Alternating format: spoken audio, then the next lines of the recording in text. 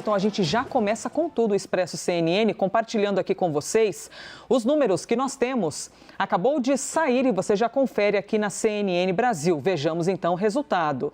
Luiz Inácio Lula, do PT, 47%, hein? Ele tinha 45% na última pesquisa e agora oscilou então para cima, 2 pontinhos oscilou a mais. Jair Bolsonaro, do PL, aparece com 33%. Na última pesquisa, o presidente e candidato também tinha 33%, então estabilizou-se ali no mesmo resultado. Ciro Gomes, do PDT, 7% aparecendo nesta quinta pesquisa divulgada pelo Datafolha e oscilou 1 ponto para baixo, porque na última pesquisa Ciro Gomes estava com 8%. Tebet aparece agora com 5%, na última pesquisa tinha 5%. Os demais candidatos, como Soraya Tronic, por exemplo, do União Brasil, apareceu com 1 ponto. Não pontuaram nesta pesquisa inédita, recém-saída do forno, Felipe Dávila, do Novo, Sofia Manzano, do PCB, Vera Lúcia, do PSTU, Léo Péricles, do Unidade Popular, Emael e o padre Kelman, do PTB, também não pontuaram. Ainda nessa pesquisa, a gente quer compartilhar com você o grupo dos brancos e nulos. Vejamos por aqui, 4% então neste Datafolha. É o quanto pontuaram o grupo de, por enquanto, brancos e nulos. Não sabem ainda o que vão fazer das suas vidas?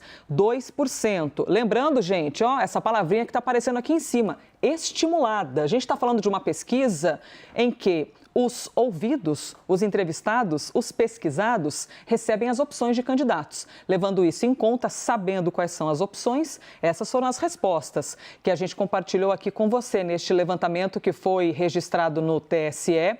A pesquisa ouviu bastante gente, viu? 6.754 em 343 municípios, entre os dias 20 e 22 de setembro. Margem de erro dessa pesquisa é de 2 pontos percentuais para mais ou para menos. Eu vim caminhando para cá, por qual motivo? Para dar espaço, para que eles pudessem chegar. Espaço, que agora são 2. Eu vim caminhando aqui, eu vim devagar para poder abrir espaço para Felipe Moura Brasil e Yuri Pita. Tudo bem, gente? Bem-vindos. Boa noite, Elisa. Sempre um prazer participar com você, Yuri. Isso aí, Elisa, Yuri, tudo bom? bem-vindo como sempre. Bem-vindo mais uma vez, Felipe Moura.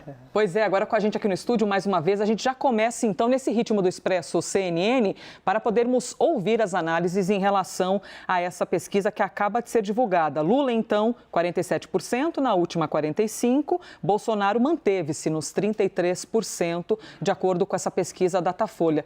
Está aí aparecendo na tela para você, enquanto a gente ouve o convidado aqui do estúdio, Felipe Moura Brasil. Eu e Yuri com o celular na mão, com os números aqui para a gente analisar justamente as movimentações. Então, o Lula subiu 2 pontos e quem perdeu foi o Ciro Gomes 1 e a Soraya Tronic 1.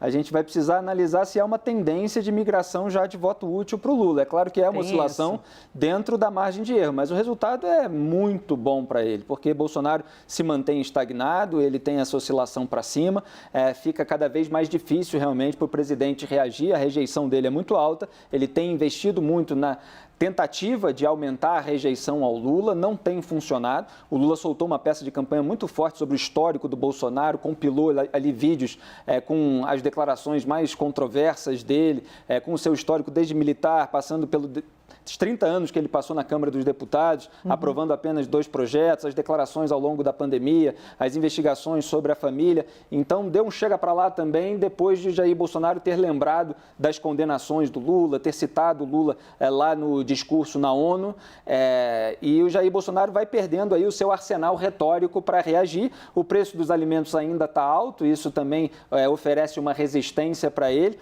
e ele quer levar para o segundo turno. Interessante, né, Yuri, é que o Lula fica com 50% dos votos válidos ali no limiar. Ele precisa de 50% mais 1 para vencer no primeiro turno. Ele vai continuar, eu acho, apelando aí ao voto útil daquela maneira não tão agressiva, mas fazendo. Mas tá bem explícito isso, né? E depois a gente ainda vai detalhar todo o movimento que tem ocorrido nessas últimas semanas, de pessoas ligadas ao PSDB se posicionando nesse sentido, o próprio ex-presidente Fernando Henrique Cardoso, etc.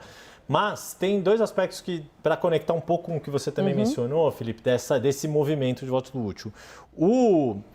O Datafolha também foi verificar aquela história de convicção de votos. Para eleitor de cada candidato, você pode mudar o teu voto ou não. E, como esperado, Lula e Bolsonaro com índices muito altos já estão chegando próximo dos 90%, ou seja... Não é um eleitor que deixaria de votar em um para votar em outro. De cada 10 eleitores do Lula, 9 estão convictos e do Bolsonaro também, 9 não mudam. No caso, aí tem uma coisa interessante. No caso de Simone Tebet, pela primeira vez, a maioria dos eleitores dela diz que está convicto do voto nela. 56%, bom para a mais campanha, da metade, bom para a campanha de Simone Tebet. Que se manteve, né? Então é um sinal de que ela está, o eleitorado está resistindo. Ela está conseguindo segurar o seu voto. E aí, para quem que é o problema nesse quesito? Ciro Gomes, e aí explica essa tendência de oscilação que ele vem tendo nas últimas pesquisas, tanto do Datafolha quanto nos outros institutos.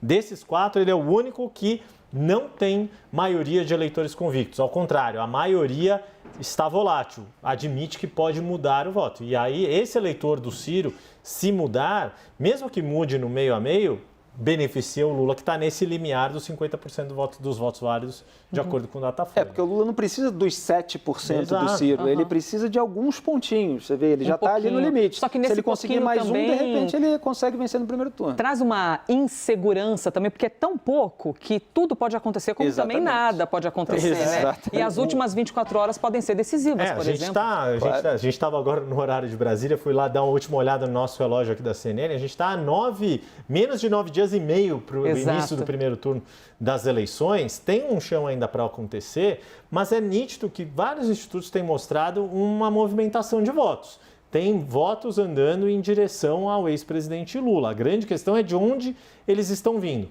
Bolsonaro estava o ano todo recuperando a sua imagem, melhorando a avaliação do governo de ótimo e bom, reduzindo a avaliação de ruim e péssimo, mas ainda tem uma rejeição alta, como o Felipe apontou, 52% neste Datafolha. E a grande questão é que nessas últimas semanas, ao longo desse mês de setembro, parece que a coisa estagnou. Até o dia 7 de setembro teve algum movimento, de lá para cá está tudo mais ou menos no mesmo patamar para Bolsonaro. Gente, temos mais dados, para trazer aqui a vocês. A gente acabou de compartilhar os dados do primeiro turno e temos informações a respeito do segundo turno. Vejamos aqui como ficaria esse cenário nessa pesquisa estimulada, né? Quando os entrevistados sabem em quem votar e agora focando no segundo turno. Lula aparece com 54%. Opa, estava na câmera errada, te localiza, Elizabeth.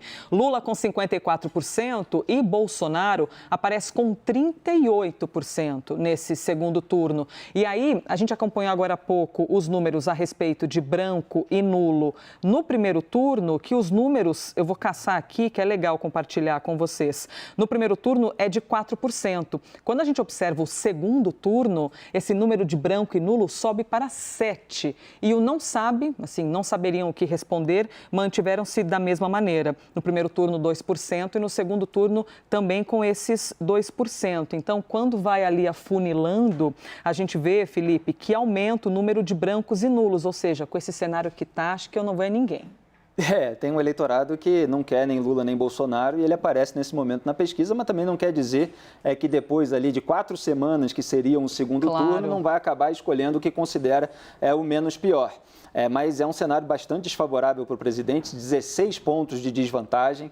A parte mais otimista ali da campanha do Bolsonaro ficou pregando nas últimas semanas que queria essa virada com no máximo 4 pontos de desvantagem. Você vê, são 4 vezes aí a expectativa mais positiva.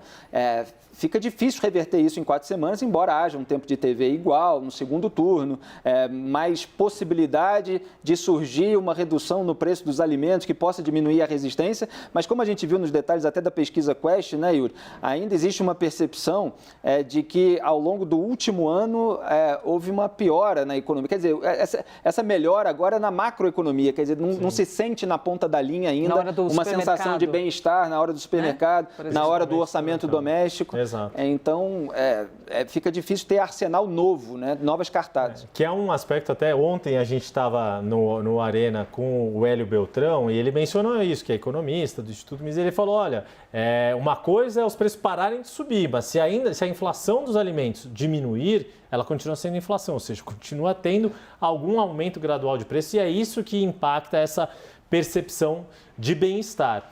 Você estava mencionando o segundo turno, Elizabeth, e hoje, desde que teve essa menção, a gente vai depois, né, estou fazendo spoiler de novo, a gente vai detalhar essa mobilização do ex-presidente Fernando Henrique Cardoso e de vários dos seus ex-ministros.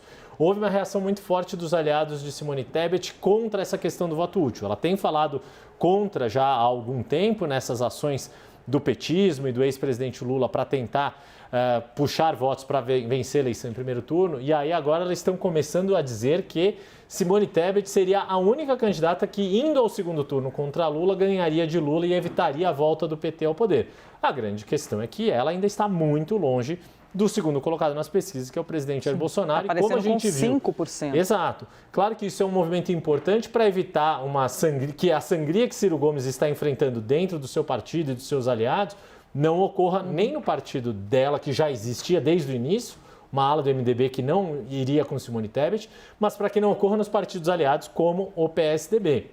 E daí a reação que teve já para tentar conter esse movimento e dizer que ela está firme e forte. E, de fato, ela parece que está conseguindo. O que ela cresce é pouco ainda, mas ela está conseguindo manter o que ela obtém. Ela não está perdendo, não tem uma reversão de tendência dessa subida. No caso, Ciro Gomes teve uma tendência ali de oscilação e não está conseguindo retomar os votos que foram perdidos. Agora, essa a campanha é benéfica para Simone Tebet, né? Dada que foi uma candidatura tardia, que ela era pouco conhecida nacionalmente, até o momento não teve assim, de quem um deslize mais grave. Via, né? Quer dizer, se não cometer nenhum deslize mais grave na última semana, ela sai maior do que ela entrou. O perigo aí é mais para o Ciro Gomes nesses últimos dias de haver algum tipo de derretimento.